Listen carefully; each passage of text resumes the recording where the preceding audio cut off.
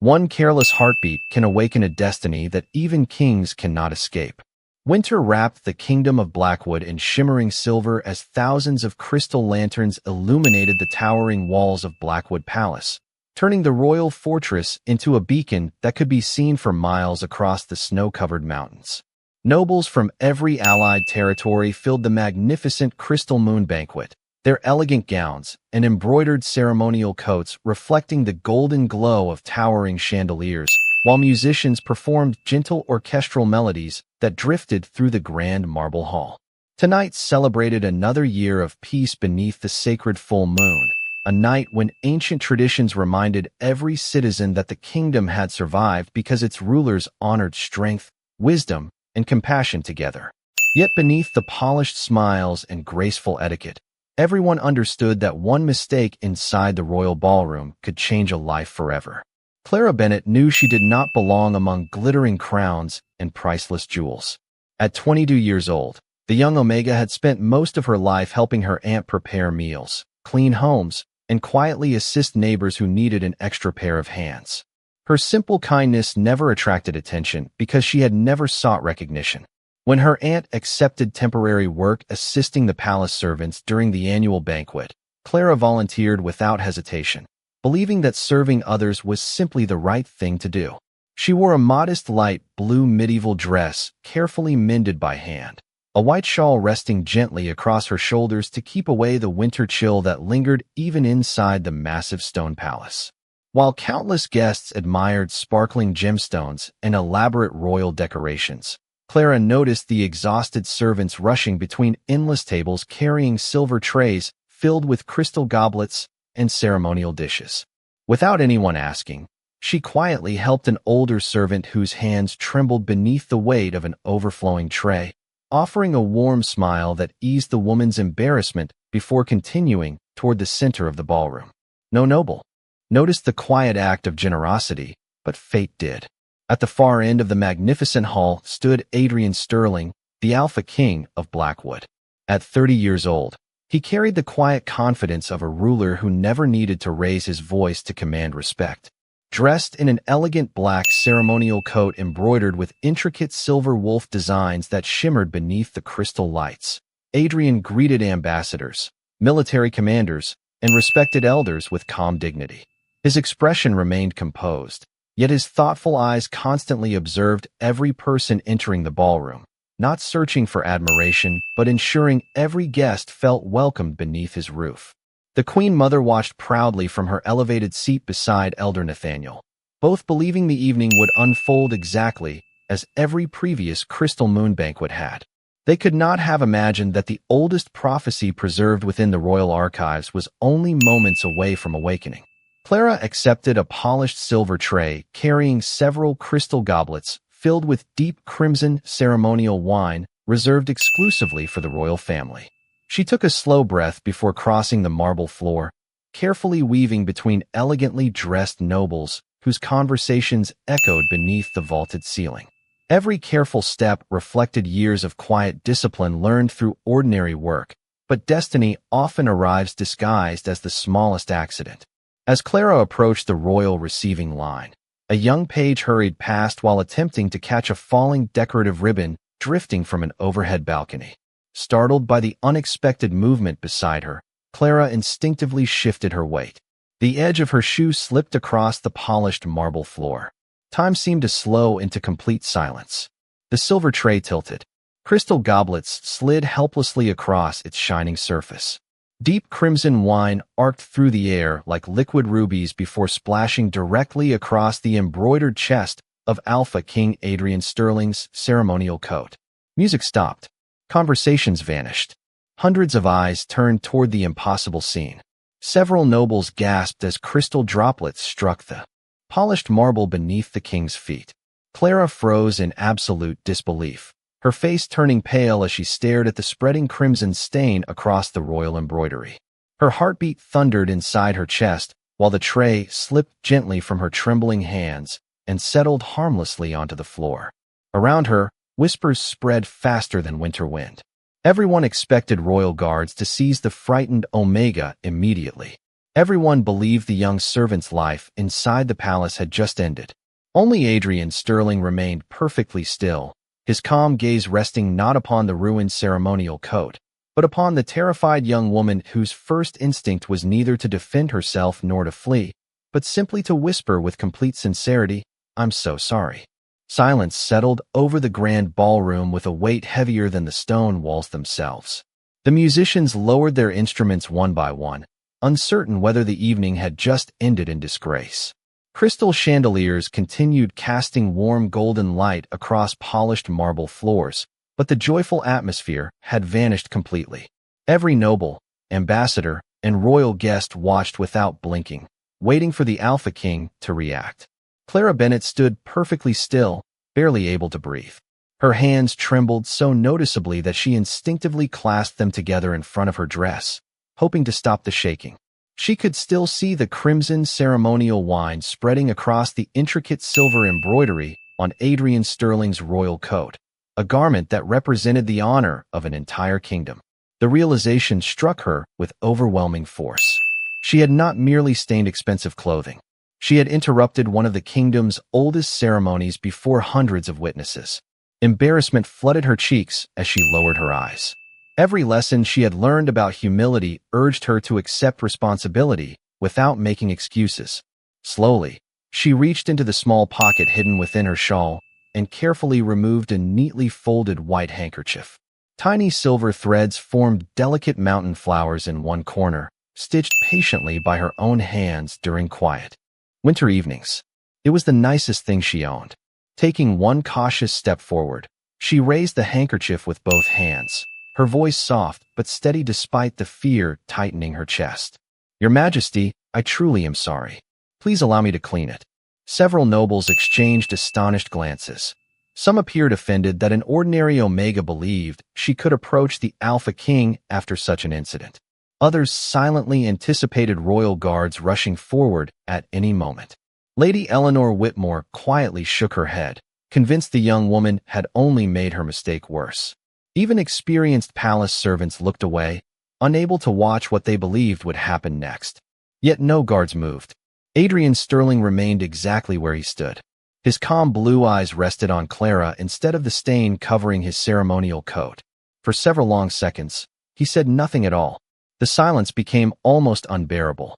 Clara wondered if she should step back, kneel, or simply disappear into the crowd. Before she could decide, Adrian slowly accepted the embroidered handkerchief she offered. Instead of immediately wiping away the wine, he paused to examine the careful stitching decorating one corner. His fingers lightly traced the tiny embroidered flowers. "You made this yourself?" he said quietly. Clara looked up, surprised that his first words had nothing to do with the accident. She nodded once. "Yes, Your Majesty." Adrian studied the delicate craftsmanship for another moment. Every stitch had been sewn with patience rather than luxury. It reminded him of something rarely found inside royal courts, where beautiful things were often purchased instead of created with care. He looked back toward Clara and noticed details everyone else had overlooked. Although frightened, she had not attempted to blame another servant. She had not begged for mercy or invented excuses. Her first instinct had been to repair the harm she believed she had caused. That quiet honesty carried a strength impossible to imitate. Around them, whispers continued moving through the ballroom like restless wind. Elder Nathaniel narrowed his eyes thoughtfully. Something felt different.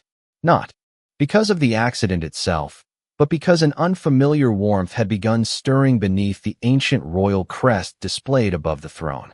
It lasted only an instant before fading again. The Queen Mother sensed it as well.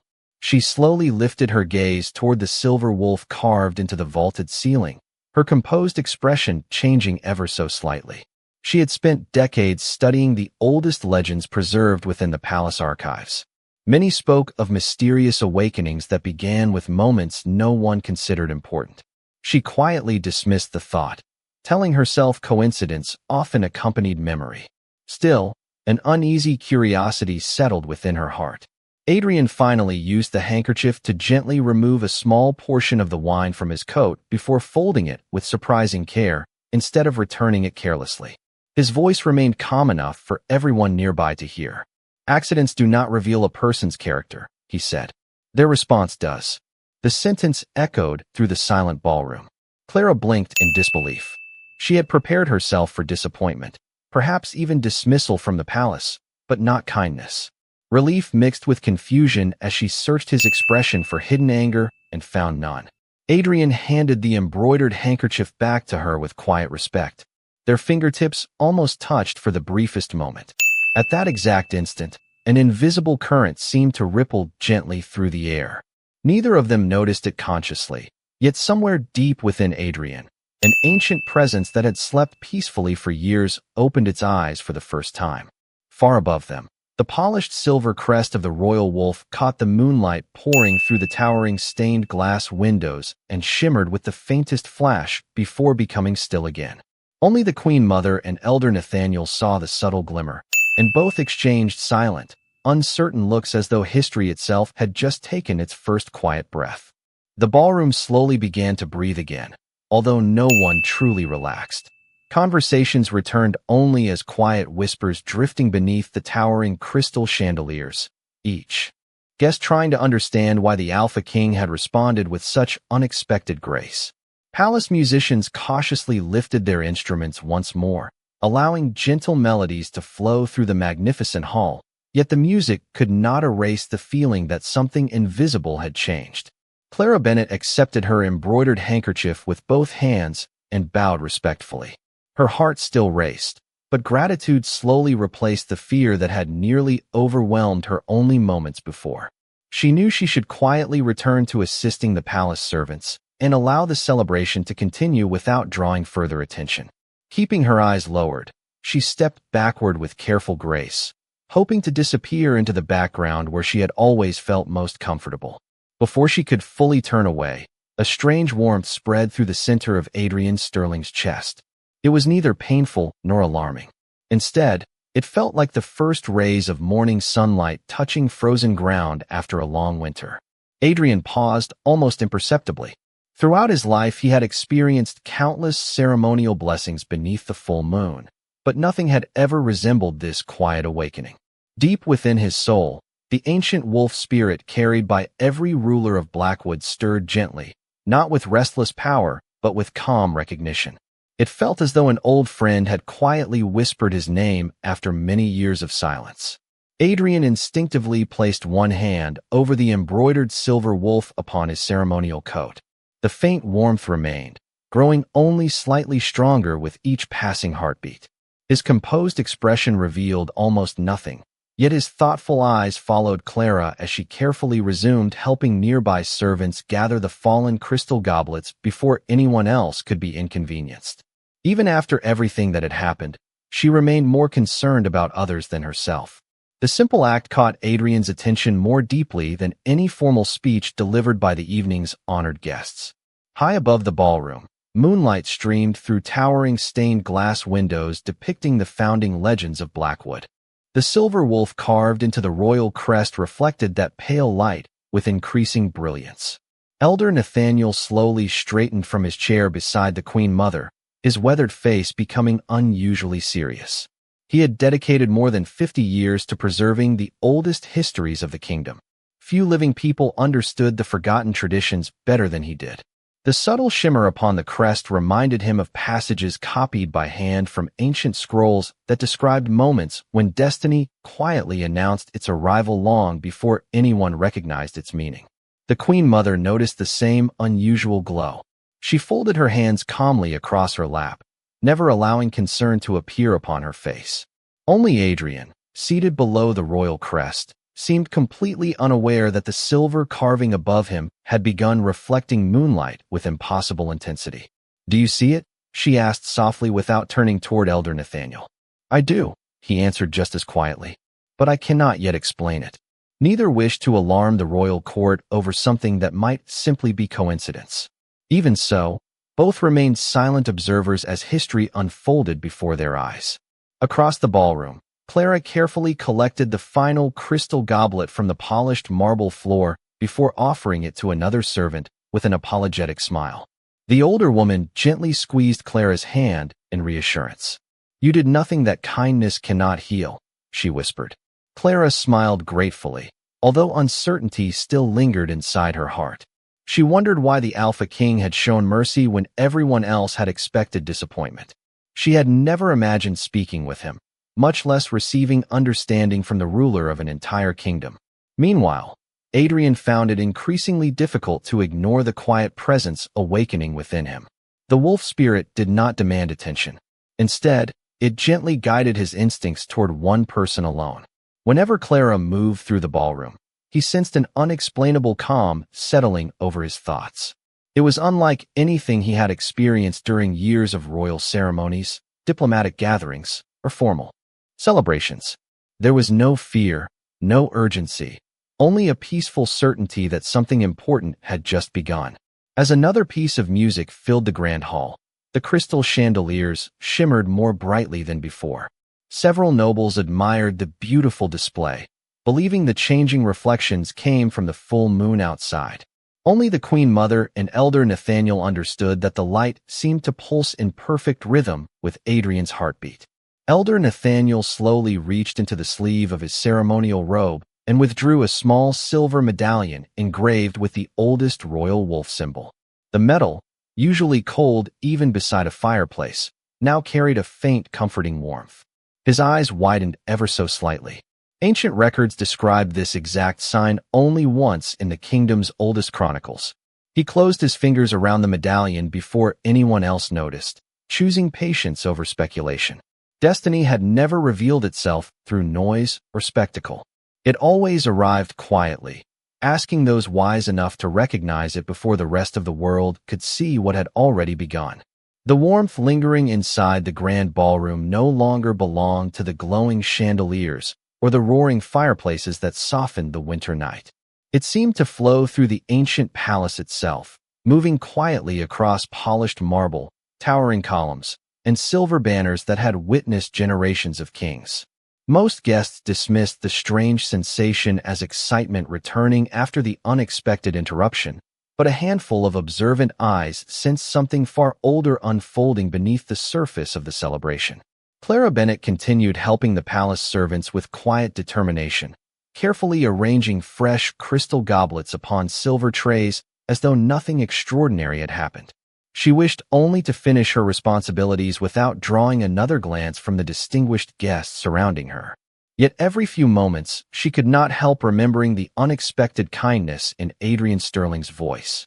It was not simply forgiveness that stayed with her.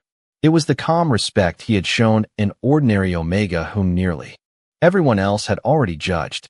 That single act left her heart strangely unsettled. Across the ballroom, Adrian greeted ambassadors and noble families with his usual composed dignity, yet his attention drifted again and again toward Clara without conscious effort. Each time he caught sight of her quietly assisting another servant or offering someone a grateful smile, the mysterious warmth within him gently deepened.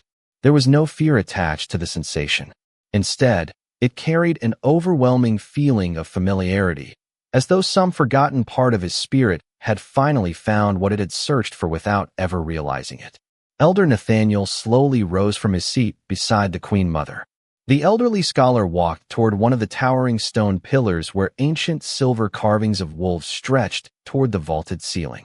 His experienced eyes examined every detail before lifting toward the royal crest above the throne. The silver wolf reflected moonlight with increasing brilliance, pulsing so subtly that only someone who had spent decades studying the oldest royal symbols could recognize the impossible rhythm. The Queen Mother quietly joined him. "It grows stronger," she whispered. Elder Nathaniel nodded without taking his eyes from the crest. The ancient records describe this light as the first greeting between destiny and the royal spirit. "Do you believe the stories were true?" she asked. He hesitated before answering. "I believe they were beautiful legends. Tonight, I am no longer certain they are only legends." At that very moment, Clara accepted another tray from a servant preparing fresh ceremonial wine for the remaining guests. As she reached to steady one crystal goblet before it tipped, a gentle tingling spread across her left wrist. She paused, believing the sensation came from carrying the heavy tray too long. It disappeared almost immediately. She smiled politely and continued walking. Several steps later, the warmth returned, slightly stronger than before. "Curious," Clara carefully shifted the tray onto a nearby serving table and glanced down at her wrist. At first she saw nothing unusual. Then a tiny thread of silver light appeared beneath her skin, so faint she wondered if the crystal chandeliers were creating an illusion. The delicate glow slowly curved across her wrist like liquid moonlight, forming elegant lines that shimmered with remarkable precision. Clara blinked in confusion. She gently brushed the glowing skin with her fingertips, expecting the strange reflection to vanish, but instead the silver lines brightened softly beneath her touch. A quiet gasp escaped her lips before she could stop herself. The nearest servant turned toward her. "Miss Clara, are you all right?" Before Clara could answer, the glow expanded into an intricate pattern unlike anything she had ever seen. Delicate silver markings flowed gracefully across her wrist, weaving together into the unmistakable shape of a noble wolf surrounded by crescent moon symbols. The light remained gentle rather than blinding, beautiful rather than frightening, illuminating her skin with a peaceful radiance that reflected across the polished marble floor. One nearby noblewoman noticed first.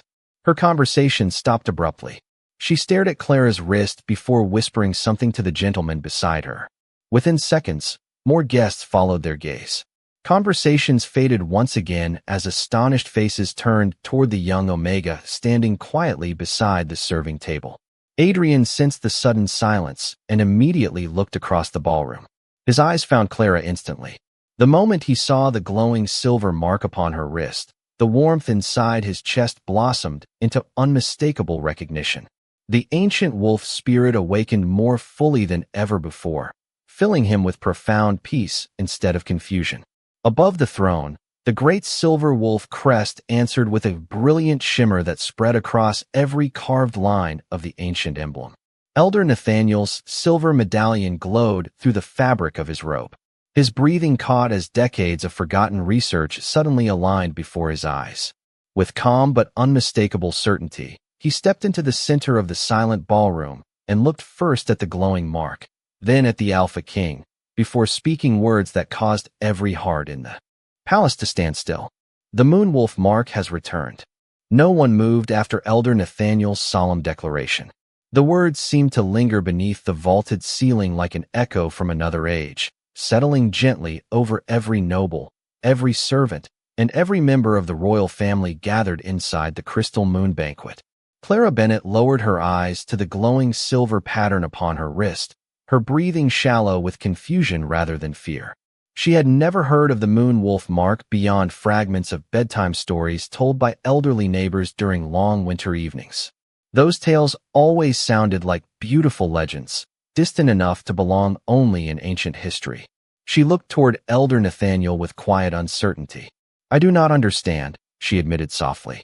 "What is happening to me?" Elder Nathaniel approached with slow, measured steps, careful not to alarm her. His expression carried wonder rather than concern as he respectfully examined the glowing mark without touching it. The silver lines continued shining with calm elegance, neither growing brighter nor fading, as though the mark had always belonged there. Before answering Clara's question, the elder turned toward the Queen Mother, silently asking permission to reveal knowledge that had remained hidden within the royal archives for generations. The Queen Mother gave a gentle nod. Her composed expression reflected both astonishment and quiet acceptance. "There are moments," she said clearly enough for the surrounding guests to hear, "when history chooses to reveal itself through ordinary people rather than extraordinary rulers." Elder Nathaniel slowly opened the leather-bound volume carried by a palace archivist who had hurried from the royal library after hearing the elder's urgent request. The ancient book rested carefully upon a polished silver stand brought into the center of the ballroom. Its weathered pages carried beautifully illustrated symbols preserved by countless generations of royal scholars. Turning several delicate pages with practiced care, Elder Nathaniel stopped before a full-page illustration illuminated with silver ink. A noble wolf stood beneath a radiant full moon beside a graceful woman whose wrist bore the exact glowing pattern now shining upon Clara's skin. Quiet gasps spread across the ballroom as guests leaned forward to compare the illustration with the living mark before them. The resemblance was unmistakable. Elder Nathaniel gently placed one finger beside the ancient text. According to the oldest chronicles of Blackwood, he began, the moon wolf mark appears only when the royal wolf spirit recognizes a heart worthy of walking beside it. Wealth cannot summon it. Noble blood cannot inherit it. Power cannot command it. The mark awakens only through compassion freely given without expectation of reward. The ballroom became silent once again.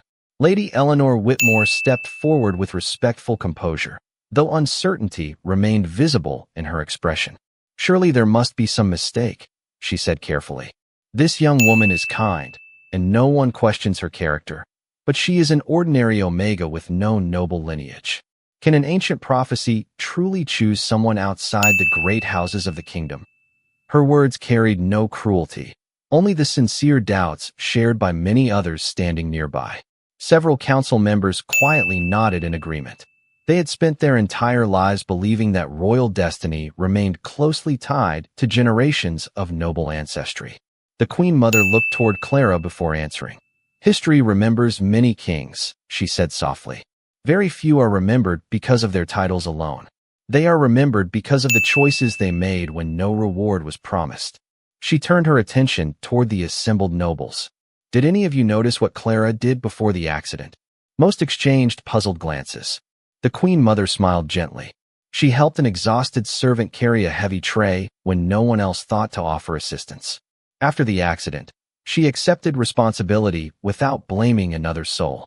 Her first instinct was not to protect herself, but to repair what she believed she had damaged. Those choices were invisible to many of you. They were not invisible to destiny. Adrian Sterling listened quietly as every piece of the ancient story settled naturally into place within his heart.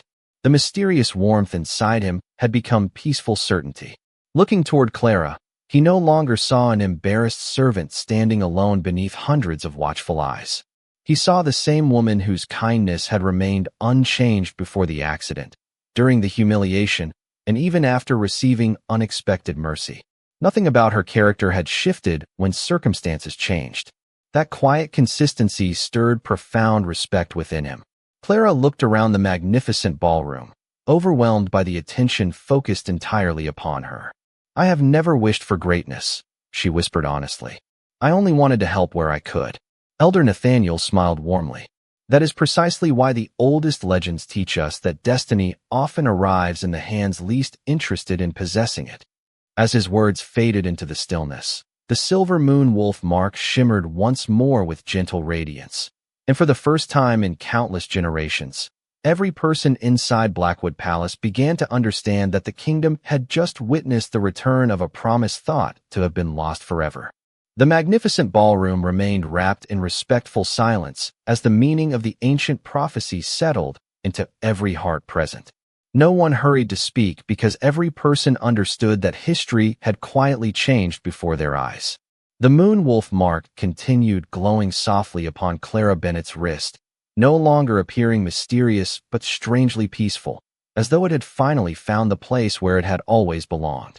Clara still struggled to understand why destiny had chosen someone whose greatest ambition had simply been to live with kindness. She looked toward Adrian Sterling with uncertain eyes, almost expecting someone to explain that a mistake had been made. Instead, the Alpha King slowly walked across the polished marble floor until he stood beside her. His calm presence immediately eased the tension filling the grand hall. Every noble watched carefully, knowing whatever happened next would become part of the kingdom's history for generations. Adrian looked first at the glowing mark, then into Clara's eyes. His expression held quiet respect rather than surprise. You have apologized for an accident that required no apology from your heart, he said gently. You offered kindness before anyone offered it to you. You accepted responsibility without searching for excuses. Those choices revealed more about your character than any title ever could.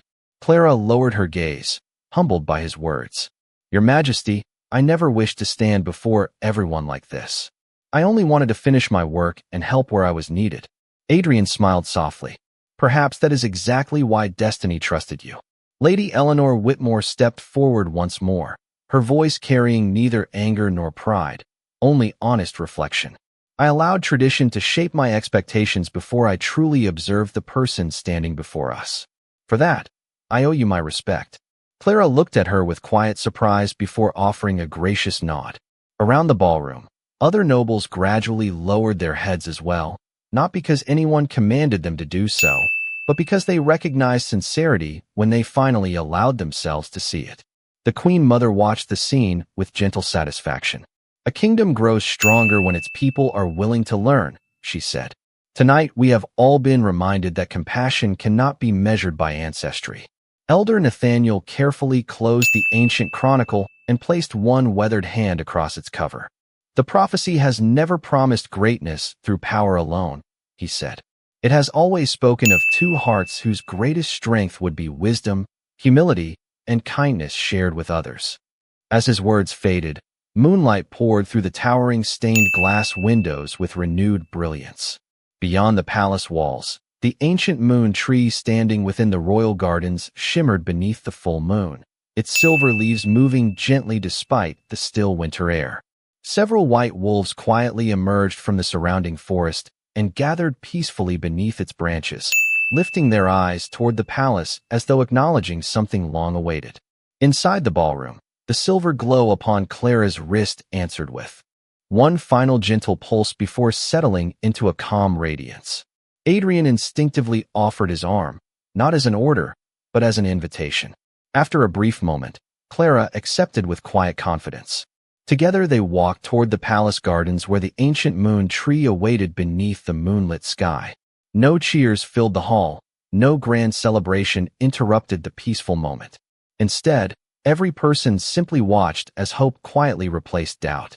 In that silent walk beneath crystal chandeliers and silver moonlight, Blackwood Kingdom witnessed the beginning of a new chapter, proving that the greatest destinies often begin with ordinary kindness, and that the strongest hearts are those gentle enough to change an entire kingdom without ever seeking the power to do so. The night air greeted Clara Bennett with quiet stillness as she stepped beyond the towering palace doors beside Adrian Sterling. The sounds of the banquet faded behind them until only the gentle whisper of winter wind remained. Silver moonlight covered the royal gardens like a delicate blanket, transforming every snow-covered pathway, ancient statue, and frost-covered branch into something almost dreamlike. Clara drew a slow breath, trying to steady the emotions that had carried her from an ordinary evening of service into a moment that would forever change her life. She glanced at the glowing moon wolf mark upon her wrist. The silver light had become softer now, pulsing gently with every calm heartbeat rather than shining with startling brilliance. It no longer felt unfamiliar. Instead, it carried an unexpected sense of comfort. Adrian walked beside her without speaking for several moments, allowing the peaceful silence to settle naturally between them. He understood that words spoken too quickly often carried less meaning than those offered with patience. The stone pathway curved gently through gardens filled with evergreen trees, crystal lanterns, and carefully tended winter roses protected beneath enchanted glass domes. Ahead, the ancient moon tree stood proudly at the center of the royal grounds, its silver leaves glowing beneath the full moon with quiet elegance that seemed untouched by time itself. Clara finally broke the silence. Everything happened so quickly that I still feel as though I am dreaming.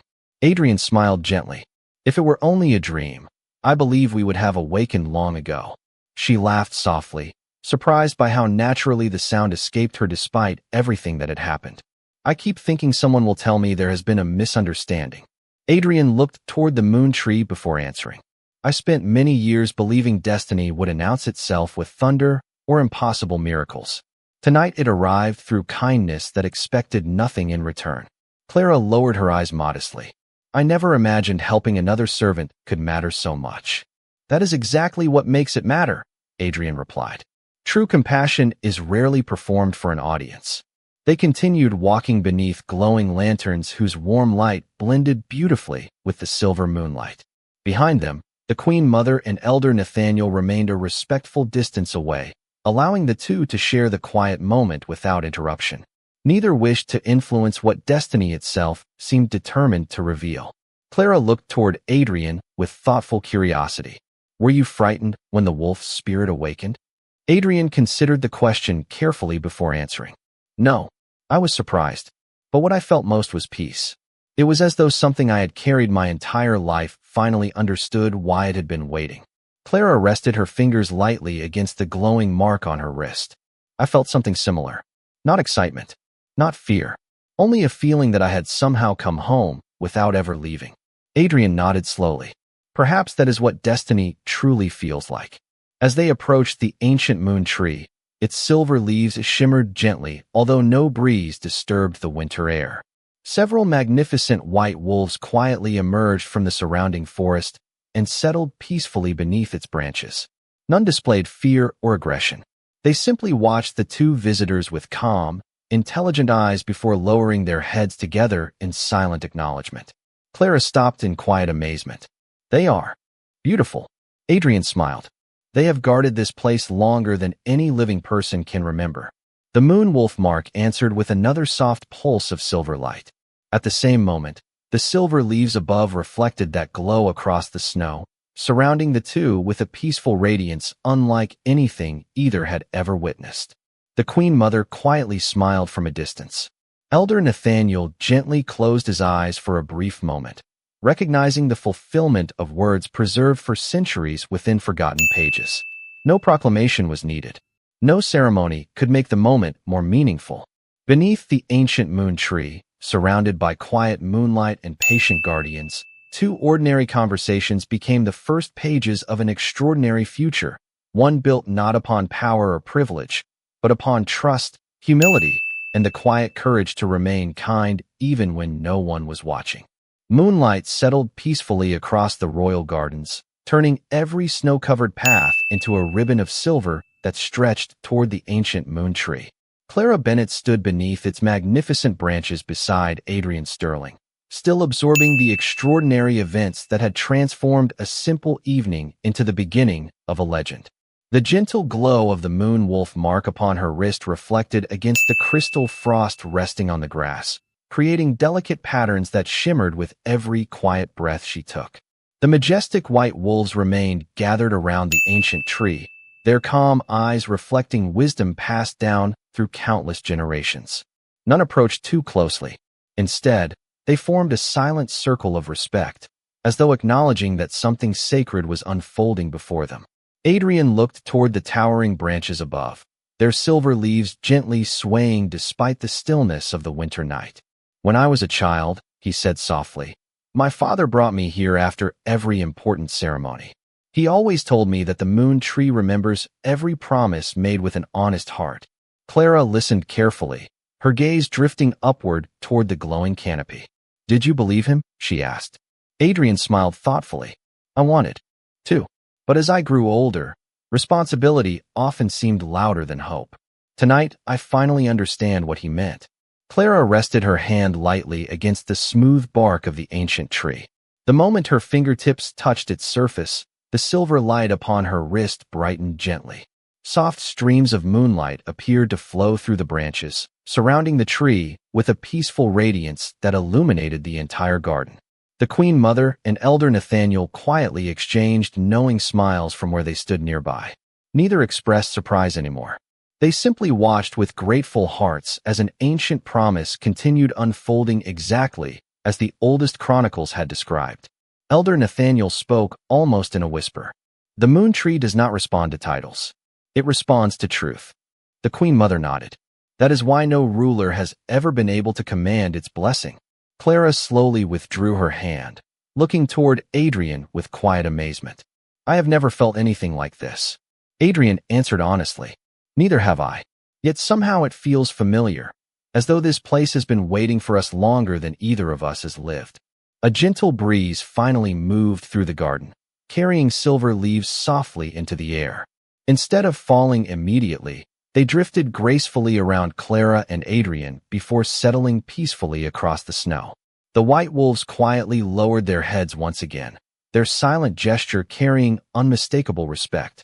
Far beyond the palace walls, the first faint colors of approaching dawn began touching the distant horizon, though the full moon still shone brightly above. Clara looked toward the awakening sky. Everything changed because of one accident. Adrian shook his head gently. The accident only brought two paths together. Everything that followed came from the choices we each made afterward. Clara smiled with growing confidence. She finally understood that destiny had not erased the person she had always been. It had simply revealed the quiet strength that kindness had already placed within her heart. The moon wolf mark settled into a steady silver glow, no longer announcing itself as a miracle, but resting peacefully as part of her story. Elder Nathaniel closed the ancient chronicle he had carried into the gardens and looked toward the eastern horizon. Every generation hopes to witness the beginning of a legend, he said softly. Very few realize that legends rarely begin with triumph. They begin with ordinary people choosing compassion when no one expects it. As the final stars slowly faded above Blackwood Kingdom, the ancient moon tree stood silently over its newest guardians, and the peaceful garden welcomed the first light of a new day, carrying forward the promise that kindness, once chosen with sincerity, could illuminate an entire kingdom for generations yet to come. The first light of dawn slowly spread across Blackwood Kingdom, painting the snow-covered mountains with soft shades of gold, while the last silver glow of the full moon faded beyond the horizon. The ancient moon tree stood quietly in the royal gardens, its shimmering leaves now resting peacefully, as though its purpose had been fulfilled. Clara Bennett looked across the awakening kingdom with a calm heart unlike anything she had ever known. Only hours earlier she had entered the palace believing she was simply another servant helping during an important celebration. Now she understood that destiny had never asked her to become someone different. It had only revealed the quiet strength that had always lived within her kindness. The moon wolf mark upon her wrist no longer shone brightly. Instead, it rested like a gentle promise, a reminder that compassion could leave a mark far greater than power ever could. Adrian Sterling stood beside her, watching the first citizens begin their morning routines beyond the palace walls.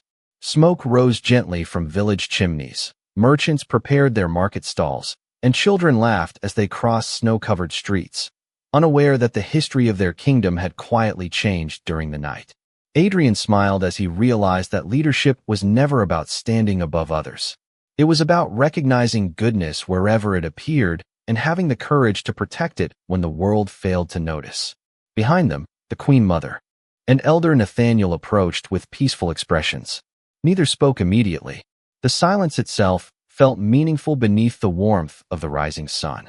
At last, the Queen Mother looked toward Clara and said, "A kingdom becomes truly strong when kindness is honored as highly as courage." Clara lowered her head respectfully. "I only did what I believed was right." Elder Nathaniel smiled warmly. "That is why history will remember this day." Across the palace courtyard, several nobles who had once doubted Clara now greeted her with sincere respect. Their opinions had not changed because of fear or obligation. They had changed because they had witnessed character revealed through humility, honesty, and compassion. The lesson reached far beyond the palace walls. In the days that followed, people throughout Blackwood spoke not about the spilled wine that had interrupted a royal banquet, but about the extraordinary grace shown by both the Alpha King and the humble Omega who refused to let embarrassment change her gentle heart. The story became a reminder passed from one generation to the next that the greatest turning points in life often begin with ordinary moments and simple choices. Beneath the bright morning sky, Adrian and Clara walked together toward the palace overlooking a kingdom filled with renewed hope. They did not know exactly what tomorrow would bring, but they welcomed it with trust instead of fear. Above them, a single silver leaf drifted quietly from the moon tree before settling gently upon the snow, as if the ancient kingdom itself wished to bless the beginning of their shared journey. And perhaps that was the greatest miracle of all, not that destiny had chosen them, but that kindness had quietly transformed an entire kingdom without asking for anything in return. If this story reminded you that true strength begins with compassion and that destiny often finds the kindest hearts, please subscribe to the channel.